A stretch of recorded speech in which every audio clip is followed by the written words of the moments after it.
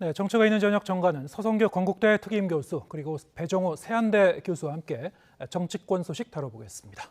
안녕하세요. 네, 안녕하세요. 어서 오세요. 네, 이번 카카오 먹통 사태 여파가 가시지 않고 있는데요.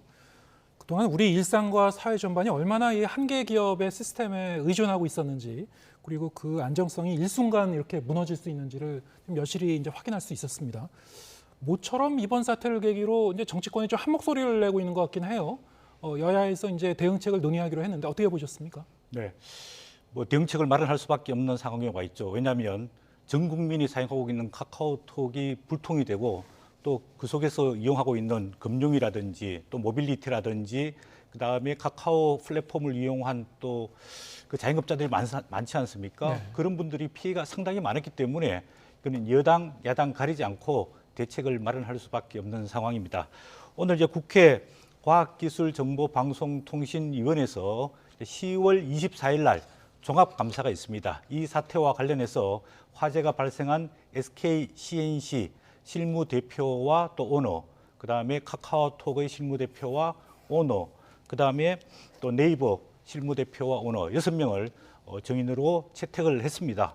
아마 정인들 채택하면 의원들이, 국민들이 불만이 있고 또 관심 있는 사항들이 질의가 될 건데, 첫 번째는 이번 사태의 원인이 뭔가, 화재가 어떻게 해서 발생했으며 이 화재 발생으로 인해서 어떻게 해서 카카오톡이 먹통이 됐느냐, 이 원인에 대해서 아마 심도 있는 질문이 있을 거고요.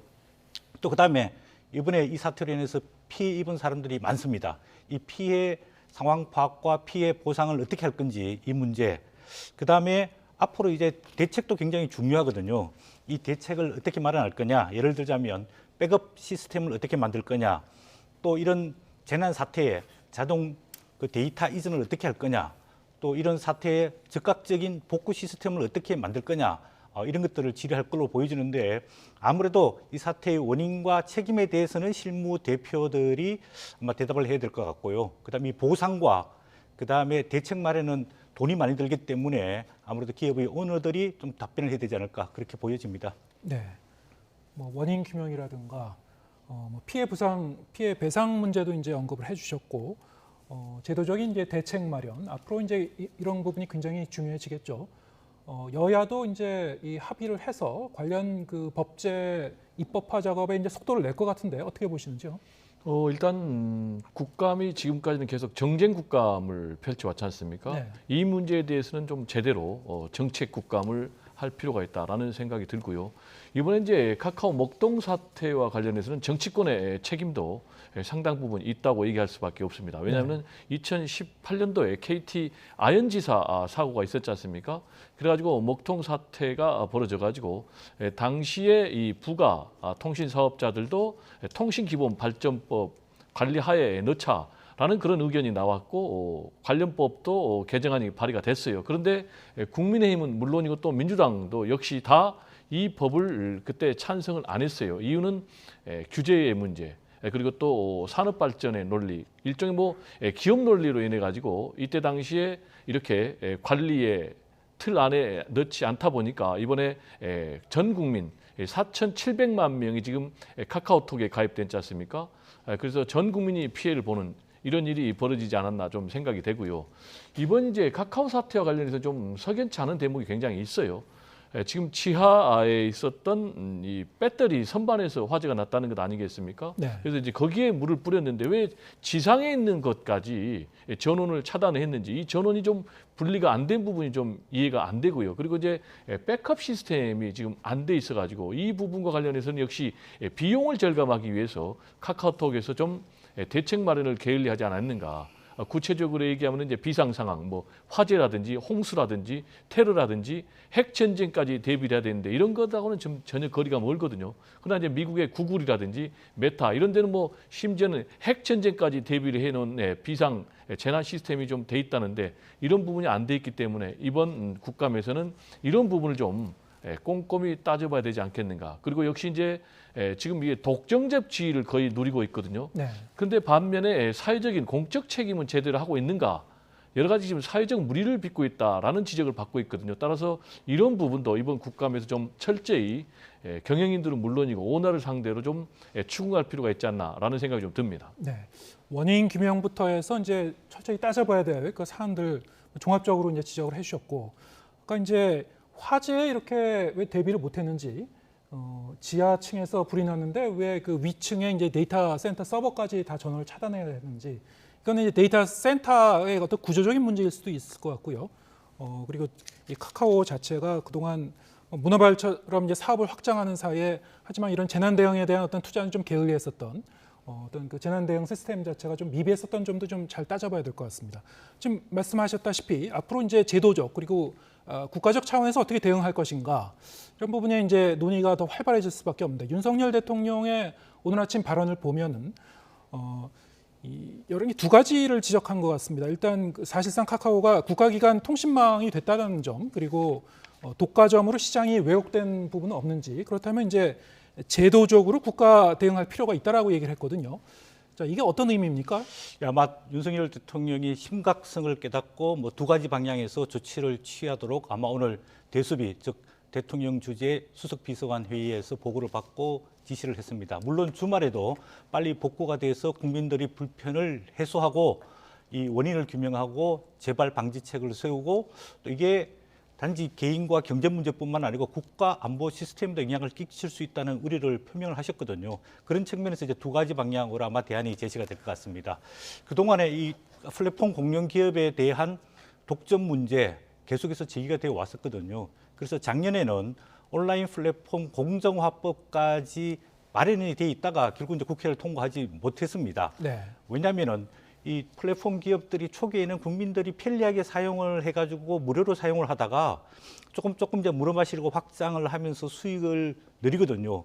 그렇게 하고 마지막 단계에 가면은 이제 영어로 말해서 죄송한데 락인이 되게 되거든요. 소위 말하는 잔금에 의해 가지고 벗어나지 못하게 되면서 그것만 이용할 수밖에 없는 그런 상황에 가거든요. 예를 들자면 지금 뭐 카카오를 이용해서 택시를 부르게 되면은 굉장히 뭐 단기간에 가기가 어렵고 또 비용 지출이 과거에 비해서 상당히 많이 늘어나는 불편함이 계속 제기가 되어 왔기 때문에 이런 공룡 플랫폼 기업에 대해서 공정하게 제재를 해야 된다. 그런 문제 제기가 되어 왔는데 그동안에 이제 법적 규제보다는 자율적, 민간적 뭐 스스로의 규제에 의해 왔는데 이런 문제가 생겼기 때문에 이제는 예를 들어서 카카오 데이터 센터가 한 지역에 문제가 있더라도 제2의 제3센터의 복수적인 안전망 장치를 조금 해야 될 필요가 있기 때문에 이런 좀 규제, 그다음에 한 기업이 계속해서 지금 아까 교수님께서 말씀하신 4,700만 명이 사용하고 있는데 이게 만약에 먹통이 되게 되면은 다른 대안이 없단 말이에요. 그래서 이런 거대한 공룡 기업이 새로운 혁신 기업이 진입 못하도록 그 막고 있는 방해하고 있는 그런 요소들이 많거든요. 네. 그렇기 때문에 아마 첫 번째로는 이런 공룡 플랫폼 기업에 대한 공정화 문제 대통령도 지적하셨는데 그 문제가 이제 제기가 될 것 같고 두 번째로 앞으로 이런 사이버 뭐 안전 문제, 재난 문제, 또 플랫폼의 안전 문제 이런 것들이 발생할 경우에 이거는 개인의 문제를 넘어서서 국가 기관망 이 뭐 예를 들어서 해킹이라든지 온라인 공격이라든지 또는 EMP탄이라고 고주파 출력이 한 전자파 공격이 있을 수 있단 말이에요. 그렇게 되게 되면은 우리 국가 기관, 즉 예를 들면 전력이라든지 뭐 철도라든지 항공이라든지 상하수도라든지 원전이라든지 이런 것들이 마비될 수 있는 상황이 올 수 있는 거거든요. 그리고 대부분이 그 첨단 무기들도 전자 장치를 이용해서 활용하게 되는데 그런 것들도 사용하지 못하게 되는 이런 위기 상황이 올 수 있기 때문에 이런 문제에 대해서 말씀하신 대로 사이버 안보 태스크 포스를 구성해 가지고 국가안보, 과학기술정보통신부, 국방부, 국가정보원, 또 검찰과 경찰, 그다음에 군사안보지원사령부들이 협력해 가지고 대응책을 좀 마련해라.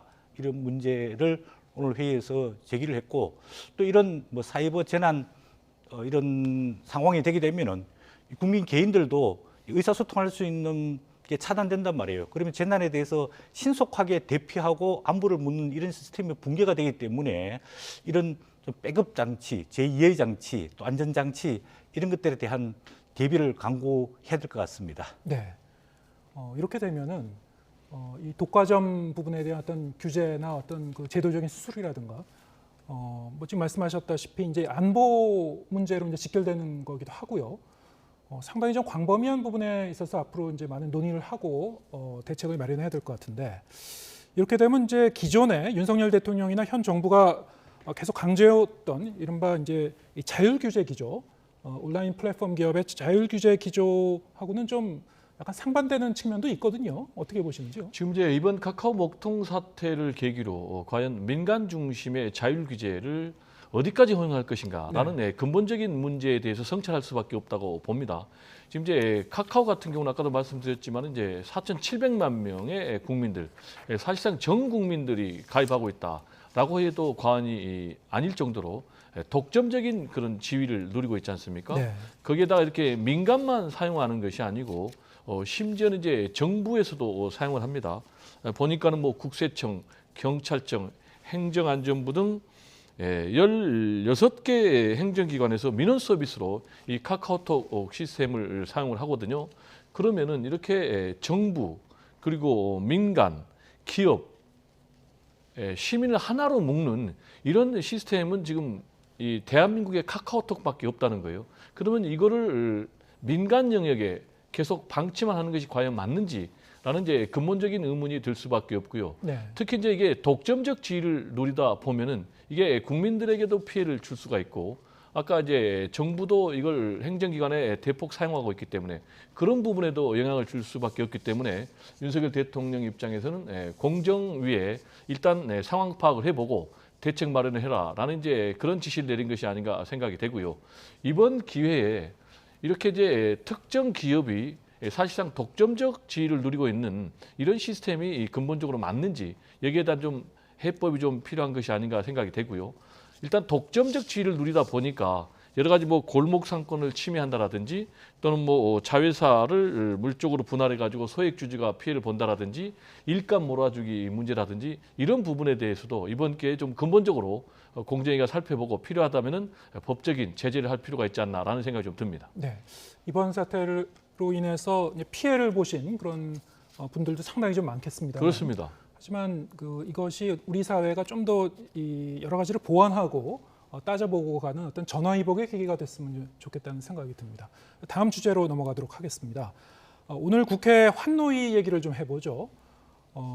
지금 김문수 경사노위 위원장의 발언을 두고 여야 공방이 좀 계속되고 있고 앞으로도 좀 계속될 것 같은데 이 김문수 위원장은 이제 고발하는 안건을 두고 민주당이 결국에는 이제 단독으로 검찰에 이제 고발하기로 했습니다. 처리가 됐어요. 고발에 대해서 어떻게 보셨는지요?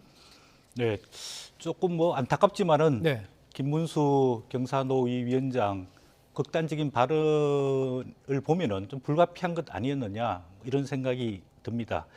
오늘 이제 그 환경노동위원회에서 국회 정언감정법 제13조 이제 국회 모욕죄입니다. 그다음 제14조 위정죄 혐의로 국회 환경노동위원회에서 통과됐는데 뭐 제적 15명이지만 국민의힘이 반대해서 민주당 의원들만 참석해서 신명히 의결을 했습니다.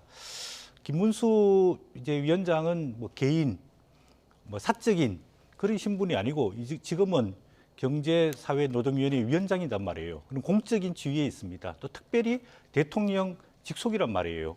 그리고 이게 경제사회노동위원회 법에 의해 가지고 구성을 하고 이제 운영을 해야 되는데 이런 개인적인 뭐 소신, 원칙적 발언으로 그것도 국회 감사 기간 동안에 피감 기간의 위원장이 이렇게 한 것은 굉장히 사회적인 갈등과 공방을 불러왔기 때문에 좀 불가피한 것 아니냐 뭐 이런 생각이 듭니다. 그 경사노동위원회의 역할을 보면은 사회 양극화를 해소하고 사회 통합을 도모하고 국민 경제의 균형 있는 발전을 위해서 설립이 되어 있고 또 그 구성이 보면은 근로자 대표, 또 사용자 대표, 또 정부 대표, 공익자 대표들이 모여가지고 입장을 조율하고 타협하는 우리 사회적 기구란 말이에요. 그런 위원장이 극단적인 발언, 뭐 예를 들어서 문재인 대통령이 김일성주의자다, 또 윤건영 민주당 의원이 수령에 충성한다 이런 발언을 하고 물론 뭐 한두 번 사과는 했지만은 그 다음날 또 방송에 나와서 또 계속해서 되풀이 했단 말이에요. 그리고 이런 거는 개인의 사상의 자유 또는 표현의 자유, 뭐 양심의 자유를 넘어서서 공직자로서 부적절한 발언을 했기 때문에 국회 차원에서는 좀 불가피한 것 아니냐 이런 생각이 듭니다. 그러면 이 부분에 대해서 이제 앞으로 김문수 위원장이 어떤 입장을 취할 거냐 이거는 조금 더 지켜봐야 될 것 같습니다. 네. 고발 그리고 그 다음 단계는 또 어떻게 갈 건지 이 문제가 이제 앞으로 김문수 위원장이 스스로 뭐 사퇴해야 되는지 아니면은 대통령이 이제 결자 해지를 해야 되는지 여기 대해서도 뭐 여러 가지 의견이 나오고 있습니다만 고발부터 앞으로 어떻게 할 것인가까지 어떻게 보시는지? 저는 개인적으로 일단 김문수 경사노위원장은 직을 유지하기에는 굉장히 부적절한 인사가 됐다라는 얘기를 좀 드리고 싶고요. 그 이유는 이미 말씀하셨지만은 스스로 부적절한 발언을 굉장히 내놨어요. 아시겠지만은 뭐 경사노위 위원장은 사회적 합의국입니다. 노사정의 어떤 쟁점과 이해관계를 조정해서 사회적 합의를 이뤄내라는 그런 뜻에서 장관급입니다. 그리고 대통령 직속기구로 돼 있습니다. 그럼에도 불구하고 지금 반노동적인 그런 이제 극단적인 의사를 내놨지 않습니까? 네. 그리고 정치적으로도 뭐 문재인 전 대통령에 대해서 총살감이다, 김일성주의자다. 또 뭐 윤건영 국회의원을 향해서는 뭐 수령님에게 충성한다 이런 말.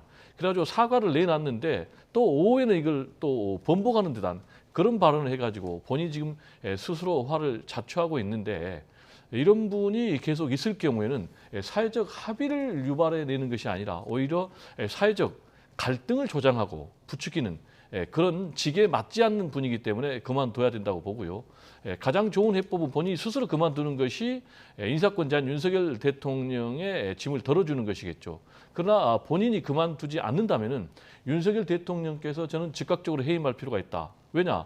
이렇게 극단적인 발언을 했음에도 불구하고 윤석열 대통령께서는 오히려 노동 현장에 경험이 있는 분이다라면서 감싸는 듯한 그런 발언을 했단 말이에요. 그렇다면은 과연 윤석열 대통령은 이런 김문수 경사노위원장의 극단적인 발언에 대해서 본인도 뜻을 함께한다라는 것인지 그런 생각을 갖게 할 수밖에 없거든요. 그래서 뭔가 조치를 취하지 않는다면은 김문수 경사노위원장의 부담이 여기서 끝나는 것이 아니고 윤석열 대통령의 부담으로 올라갈 수 있다. 그리고 저는 또 궁금한 게 왜 이런 분을 발탁했을까? 사전에 문제가 다 있는 발언을 했는데 그리고 두 번째로는 과연 법무부 산하에 인사검증단이 있는데 여기서는 제대로 검증을 했는지 이 검증 시스템에도 좀 문제가 있지 않나라는 생각이 좀 듭니다. 네. 김문수 위원장의 거취와 관련해서는 지난주부터 저희가 이제 이 대담 코너에서 여러 가지로 이제 논의를 하기도 했습니다만 이 보수 성향의 평론가나 아니면 진보 성향의 평론가나 거의 의견이 뭐 크게 차이가 나지 않는 것 같습니다. 하지만 이제 본인이 이제 스스로 물러나지 않을 경우에는 대통령이나 아니면 대통령실에서 어떤 입장을 취해야 될 것 같은데 지금까지는 좀 거리를 두고 있단 말이죠. 어떻게 풀어야 될까요? 네, 뭐 윤석열 대통령이 이제 도어스태핑 때 언론인들이 김문수 위원장의 발언에 대해서 어떻게 생각하느냐 하니까 네. 뭐 노동 현장을 잘 아시는 전문가다 이렇게 했는데 김문수 위원장은 뭐 70년대, 80년대 노동 현장에서 노동 운동을 했던 분이지 지금 2022년 현재 상황 노동 문제에 대해서는 별로 전문성이 상당히 떨어지고 경험이 떨어지는 것 아니냐 이런 생각이 듭니다. 네. 왜냐하면은 물론 지금 뭐 민노총이라든지 한노총이라든지 정교조라든지 이런 강성 엄브렐라 노조가 문제가 많은 것은 분명합니다.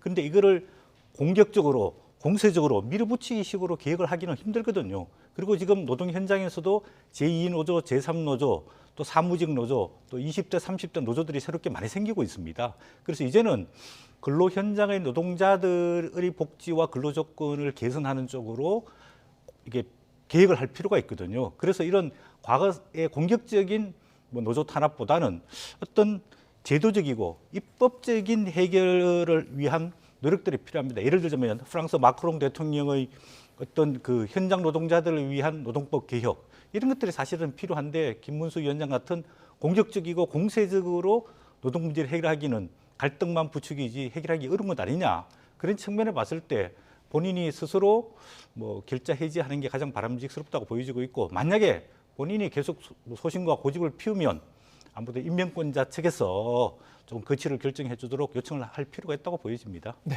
알겠습니다. 지금 뭐 대통령이나 이제 대통령실에서도 뭐 이런 그 여론의 흐름을 계속 좀 주시하고 있겠죠. 앞으로 이제 어떻게 상황이 전개되는지 잘 지켜보도록 하겠습니다. 서성교 건국대 특임 교수 그리고 배정호 세한대 교수와 함께했습니다. 고맙습니다. 네, 감사합니다.